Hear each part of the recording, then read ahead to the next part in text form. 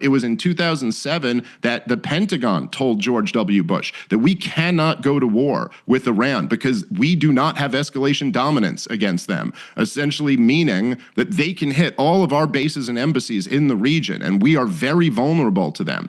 And we've already seen demonstrated since the Israeli attack that the Iranian, the missiles that they sent last year toward Israel, as many of us guessed, that wasn't really their best. They were intentionally making an attack that wouldn't really hurt anybody, that wouldn't really lead to a war, which Iran has done over and over again. But now we've pushed them to the point where they probably don't feel that they have the option not to respond. And Donald Trump telling them to come back to the negotiating table now is a joke. I mean, what a impotent leader to be sitting there talking about coming back to the negotiating table. It's like sitting after Pearl Harbor and telling FDR, now's the time to go negotiate with the Japanese. Negotiations are over now. The time for negotiations was before this. And so, yeah, Donald Trump looks, and man, I supported him this last year. I apologize for doing so. It was a bad calculation. At the time, it seemed like the right one. But he should be impeached and removed for this one, and not on some like not on some ridiculous Nancy Pelosi. Of course, the Congress will never do it because they're all a bunch of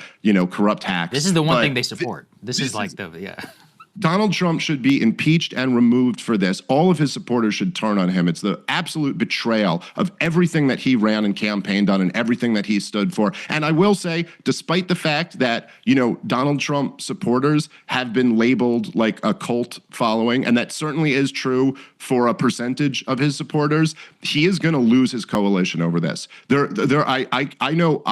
I don't just speak for myself when I say there are a lot of us who simply will not go along with this. So it's just a devastating mistake. By the way, on top of that, he's also going to lose the deportation fight because of this. Because right now he needed all the political capital he could have to turn that, you got a majority support for deportations, but the minority is very mobilized and they're out and they're protesting all around the country. He needed all of his political capital for that move. So here's what we got. The neocons win. More war abroad and, bomb the world and invite the world. No matter who you vote for, you always get John McCain.